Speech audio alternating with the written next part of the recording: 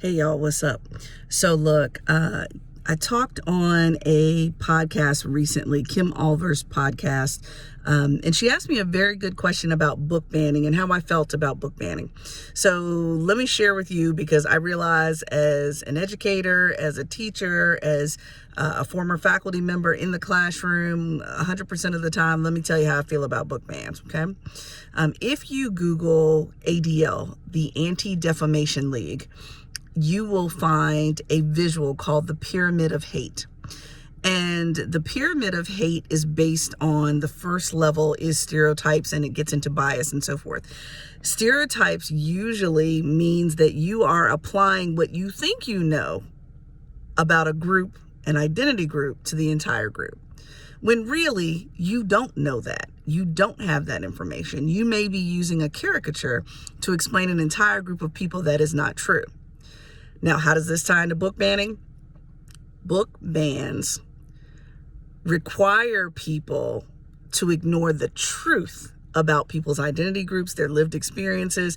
And so book banning is the easiest way to perpetuate stereotypes, bias, and actions that play out people's fear of what they don't know, right? So let's say I have no understanding of a particular group. I didn't grow up around that group. That group literally was not anywhere in my geographic area. And I have the opportunity to read books about their lived experiences by those individuals who are talking about their own experiences. We're hearing it from the horse's mouth. When someone tells me I can't read that book, it then perpetuates the stereotypes around those individuals, which then can grow on those levels of that pyramid of hate. That's number one. Number two, when it comes to publishing, now I am not a publisher, but I do understand books. And what I do know is that if the folks that are disproportionately affected by hate are also the ones writing and publishing books, then you are affecting their pockets, their money, their business. So not only are you, I don't believe you can ever silence someone's voice necessarily, but you are choosing actively not to listen to those voices. And you're also affecting their pockets by not allowing them to sell their books at the levels that they should be. So what I would do is I encourage everybody that's watching this video to go find a list of banned books. In fact, I'm going to do my best to find one, and I'm going to post it down here under this video so you can read for yourself.